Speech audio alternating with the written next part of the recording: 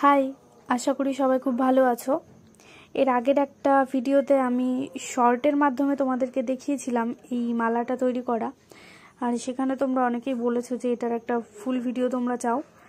তো আগেরটার base colour ছিল হলুদ আর আজকেরটা শুধু কালো। অবশ্যই এটা কাস্টমারের জন্য কাস্টমাইজ করা। তো যাই হোক, চলো ভিডিওটা শুরু করা যাক। প্রথমে আমি স্টিচিং যে ফ্রেমগুলো হয় সেগুলো লাগিয়ে নিলাম, মানে এমব্রয়ডারি করার যেসব ফ্রেমগুলো হয় সেগুলো। এগুলো তোমরা যে কোনো বইয়ের দোকান বা সেলাইয়ের সরঞ্জাম পাওয়া যায় এরকম দোকানে পেয়ে যাবে। ফার্স্টে যে রাউন্ডটা করা রয়েছে সেটা হচ্ছে আমার যে বেসটা হবে সেটার মাপ, আর ভেতরে যে ছোট্ট একটা সার্কেল করলাম এটা হচ্ছে আমি এখানে যে রোজটা ক্রিয়েট করব এখন সেটা। এখানে সেলাইয়ের জন্য আমি ডলি সুতো ইউজ করেছি। তোমরা চাইলে কিন্তু এমনি নর্মাল যে সেলাই করার রিলগুলো পাওয়া যায় সেই সুতোগুলো ব্যবহার করতে পারো, ওগুলোও খুব ভালো। তো যাই হোক, স্টার্ট করে দিলাম সেলাই করাটা। তোমরা দেখো এটা আমি কিভাবে করছি, আর তোমাদের সঙ্গে আমি কিছু কথা শেয়ার করব। সেটা হচ্ছে, ধরো নর্মালি এই ভিডিওটার কথায় যদি আমি বলি, এই ভিডিওটা কিন্তু অনেকটাই লং। অনেকেই আছো ধৈর্য ধরে এই 12টা মিনিটও হয়তো অপেক্ষা করতে পারবে না, বা তোমাদের বিরক্ত লাগবে দেখতে। তাদেরকে আমি একটাই কথা বলবো, প্লিজ তোমরা হ্যান্ডমেড যে কোনো জিনিসের বিজনেসে কিন্তু ঢুকো না, কারণ এটাতে সত্যি ধৈর্যের ভীষণ দরকার। তো অনেক ধৈর্য ধরে অনেক খুঁজে প্রত্যেকটা জিনিস শিখতে হয়। যারা আমরা কোনো কোর্সে ভর্তি হই না তাদের, মানে কি বলবো তোমাদেরকে, ইউটিউব বলো, পিন্টারেস্ট বলো, ইনস্টা বলো, প্রত্যেকটা জায়গায় মানে প্রচণ্ড ঘুরে ঘুরে প্রত্যেকটা জিনিস আমাদেরকে জোগাড় করতে হয়। তারপর সেটাকে নিজের হাতে কয়েকবার চেষ্টা করতে হয়, তৈরি করতে হয়, জাস্ট শেখার জন্য। মানে যেমন করে আমরা ছোটবেলায় সব অনেক রকম বই দেখে ছবি আঁকতাম, প্র্যাকটিস করতাম, মানে কপি করতাম, যেটাকে কপি করা বলা হয়। তারপর আস্তে আস্তে আমরা নিজেরা কিছু শিখতে পেরেছি, বা নিজেদের মতন আঁকতে পারাটা শিখতে পেরেছি।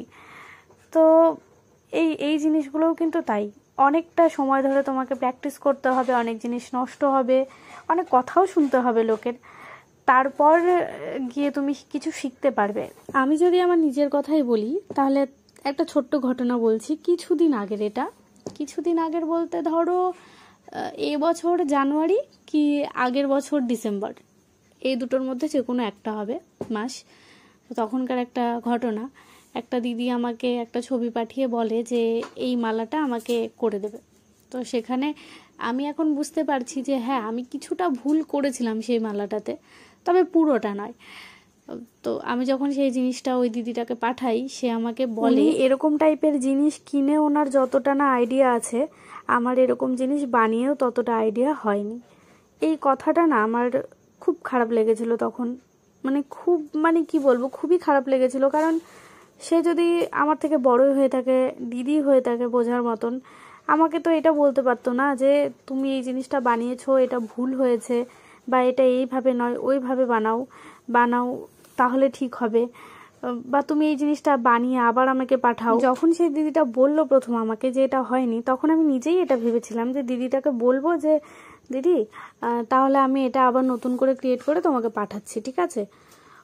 ওই দিদিটা তার আগেই আমাকে এই কথাটা বলে বসলো যে তার কিনে যতটা না আইডিয়া, আমার বানিয়েও তার ততটা আইডিয়া হয়নি। তখন আর তো কিছু বলার নেই না। তো সেই জিনিসটা সে আমাকে রিটার্ন করে, আমি রিটার্ন নিই এবং তার পুরো টাকাটাই আমি তাকে রিটার্ন করি। হ্যাঁ, আমি মানছি যে সেদিনকের তার এই ব্যবহারটা আমার খুব খারাপ লেগেছিল, তবে আমি রাগ করিনি, মোটেও রাগ করিনি, দুঃখই পেয়েছিলাম শুধু। আর এটাই ভেবেছিলাম যে আমি এবার থেকে যাই বানাবো তার পেছনে মানে অনেক সময় দেব এবং চেষ্টা করব ভালো করার। তো যাই হোক, সেই সব কথা বাদ দিয়ে আমি সামনের দিকে এগিয়ে যাই এবং চেষ্টা করি যে নতুন কিছু করার বা নতুনভাবে কোনো কিছু চেষ্টা করার। আমার এখনো পর্যন্ত ওই একটা পার্সেলই রিটার্ন এসেছিল, আর ওই রিটার্ন আসার পর থেকে আমি যতগুলো পার্সেল পাঠিয়েছি এখনো পর্যন্ত একটাও না রিটার্ন এসছে, আর না কোনো খারাপ কথা এসছে যে এইটা ভালো হয়নি বা ওইটা ভালো হয়নি। প্রত্যেকটা রিভিউ আমার নিজেই বলছি আমি অসাধারণ ছিল, প্রত্যেকে অসাধারণভাবেই রিভিউ দিয়েছিল। তো আমি এখন এটা সত্যি মানি যে সেদিন হয়তো সত্যি খারাপ হয়েছিল তাই সে আমাকে খারাপ বলেছিল, আর এখন ভালো হয় তাই সবাই ভালো বলে। যখন যেটা যেমন হবে তখন সেটাকে তেমন বলাই ভালো, তাতে যার শেখার সে শিখে নিতে। তাই আমি সবাইকে প্রথমেই বলছি, এরকম টাইপের কাজে তোমরা যারা ঢুকছো তারা একটু ধৈর্য ধরো, একটু কষ্ট করে শেখো, তাহলে দেখবে কি যখন লাস্টের দিকে তোমাদেরকে ভালো বলবে সবাই, তখন এই যে তুমি ধৈর্য ধরে শিখছো, লোকের কাছে কথা শুনছো বা ও বিভিন্ন রকমের কথা শোনাচ্ছে, সেগুলো না সব লাস্টে তোমার নিজের কাছেই মনে হবে কি এইসব যেন কিছুই না। এরকম না বললেই হয়তো আমি শিখতে পারতাম না, সবার লাস্টে এরকমই মনে হবে। কিন্তু যখন তুমি সেই টাইমটাতে থাকবে তখন হয়তো কাটাতে কষ্ট হবে সেই টাইমটা, তবে যখন তুমি শিখে যাবে তখন এইসব জিনিস তোমার কাছে আর কিছুই মনে হবে। এবারে অন্যরকম একটা কথা বলি, সেটা কথায় বলে যে যে কোনো কাজ শিখে রাখা ভালো। এটা এই কথাটা যে কতটা সত্যি সেটা এখন বুঝতে পারি। আমাদের সামনে এরকম অনেক ভিডিও আসে, অনেক জিনিস আসে, অনেক কিছু আমরা দেখি, যেগুলো আমরা দেখে ভাবি এটা শিখে আমি কি করব। ঠিক আছে, দেখলাম, মানে মনোযোগ দিয়ে দেখলাম না, দেখেছি, এরকম একটা ব্যাপার। কিন্তু তুমি যদি সেই জিনিসটা শিখে রাখো তখন তোমার সেটা কোনো কাজে লাগবে না, তবে পরে কিন্তু সত্যিই লাগতে পারে। এটা কেউ জেনে রাখে না যে কখন কোনটা কার কাজে লাগে। এই যে সেলাইয়ের কাজটাই যদি আমি বলি, এটা আমি সেই ক্লাস 6-এ শিখেছিলাম, তারপর কখনো হাত দিইনি সেলাইয়ের কাজে, কিন্তু তখন যখন শেখাতো ম্যাম ভালো লাগতো না বেশি একটা, তবুও করেছি। পরে এখন যখন এসে এই সেলাইয়ের কাজটা আমার কাজে লাগে, এখন তো আমার কাছে সেই ম্যামটা নেই যে আমাকে শিখিয়ে দেবে, কিন্তু আমার কাছে ইউটিউবটা আছে যেখান থেকে আমি ওই প্রত্যেকটা জিনিসকে আবার নতুন করে মনে করতে পারি। মানে তখন যেগুলো শিখেছিলাম সেগুলো তো এখন ভুলে গেছি, তবে এখন আবার মনে করিয়ে দেওয়ার জন্য ইউটিউব কিন্তু আমার সঙ্গে আছে, আমি সেখান থেকেই এগুলো প্রত্যেকটা জিনিস শিখি। আর এই যে কাজটা তোমাদেরকে এখন করে দেখাচ্ছি, এখানেও কিন্তু হাজার হাজার ভুল ত্রুটি সবই আছে। এটাও আমার একটা চেষ্টা, আমি বলবো না কখনোই যে এটা আমার মানে একদম সঠিক কাজ, না সঠিক কাজ নয়, এখানে আমার অনেক কিছুই ভুল আছে। কিন্তু ওই যে বললাম যে করতে করতে শিখবো। আজকে এটা করছি, 1 বছর পরে গিয়ে যখন এই কাজটাই আবার করব তখন সেটা অনেক ভালো হবে, আর সেটা আমি নিজেই দেখতে পাবো। তো এই ধৈর্যটা এরকম টাইপের কাজের ক্ষেত্রে রাখা উচিত। আর এরকম কখনো ভাবা উচিত নয় যে আজকে আমি এই জিনিসটা শিখছি মানে কালকেই পুরোপুরি শিখে যাব, না, এটা কখনোই হয় না। একটা জিনিস শিখতে অনেকটা সময় লাগে, আর তার জন্য চাই আমাদের ধৈর্য, মনের শক্তি আর সময়কে সময় দেওয়া। ওই দ্য কাউন্ট অফ মন্টে ক্রিস্টোতে একটা ডায়লগ আছে, সেখানে বলে যে সময়কে সময় দিলে সময় শেষ হলে সময়ের ফল আপনি হাতের মুঠোয় এসে ধরা দেয়। এই কথাটা যে কতটা সত্যি সেটা যারা সময়কে সময় দেয় বা দিয়ে একটা জায়গায় গেছে তারা অবশ্যই জানে। এই গল্পটা শুনেছিলাম, the count of Monte Christo, লেখা আলেকজান্দার দুমার। তো তোমাদের সবাইকে বলবো যে এই গল্পটা একবার হলেও শুনো তোমরা, তাহলে তোমরা বুঝতে পারবে যে জীবন মানুষকে কোন পরিস্থিতি থেকে তুলে কোন পরিস্থিতিতে এনে বসিয়ে দেয়, আর জীবন কতটা সুন্দর হতে পারে সুন্দরভাবে বাঁচতে শিখলে। আর এবার আরেকটা কথা বলি, সেটা হচ্ছে এই গল্পটা তোমরা যারা শুনবে তারা হয়তো প্রথমে কিছুই বুঝতে পারবে না, গল্পটা এমনই। তো 2-3 বার শুনে তবে তোমরা বুঝতে পারবে পুরো গল্পটা। নামগুলোই তোমাদের শুনলে একটু অদ্ভুত লাগবে, সেগুলোই হয়তো প্রথম প্রথম বুঝতে পারবে না। আর গল্পটা কিন্তু 5 ঘন্টার, 5 ঘন্টা কত বেশ মিনিটের আমার ঠিক মনে নেই, তবে ওই প্রায় 6 ঘন্টার মতনই। শুনে হয়তো অবাক লাগছে যে এতক্ষণ ধরে কি করে একটা গল্প শুনবো। একদিনে শুনো না, এইরকম কাজ যারা করো তারা কাজ করতে করতেই শুনতে পারো। তো অনেকটা জ্ঞান দিয়ে ফেলেছি, এবার একটু কাজের কথায় আসি। সেটা হচ্ছে অনেক দিন ধরেই অনেকে আমাকে বলছো অনেক রকমের টাসেল বানিয়ে দেখাতে, আমি দেখাবো। আমার একটু কাজের চাপ রয়েছে এখন, তাই আমি অনেক ভিডিওই দিতে পারছি না। এই ভিডিওটাই দিলাম অনেক কষ্ট করে, মানে বুঝতেই তো পারো যে একটা ভিডিও করতে গেলে কাজের কতটা ক্ষতি হয়। ধরো তুমি একটা ভিডিও করবে একটা কাজ নিয়ে, সেই কাজটা করতে তাহলে তোমার পুরো একটা দিন চলে যাবে, তাও হয়তো ঠিকভাবে হবে না। আর তুমি যদি শুধু মন দিয়ে কাজটা করো সেটা দেখবে 1-2 ঘন্টার মধ্যে কিন্তু কমপ্লিট হয়ে যায়।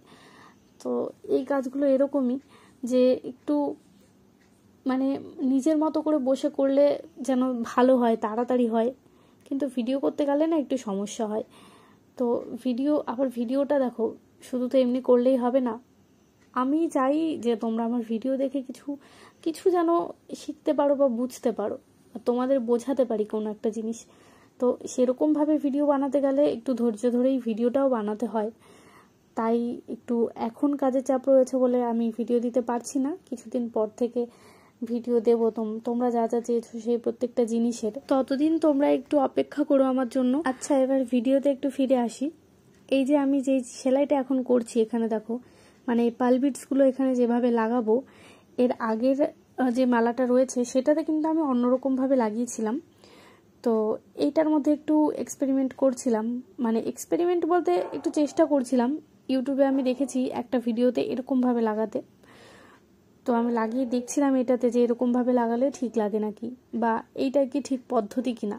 আগে যেটা লাগিয়েছিলাম সেটাও হয় আর এটাও হয়, তবে এইটা একটু বেশি ভালো, কারণ পুঁতিগুলো একদম ঠিকঠাক মাপে থাকে।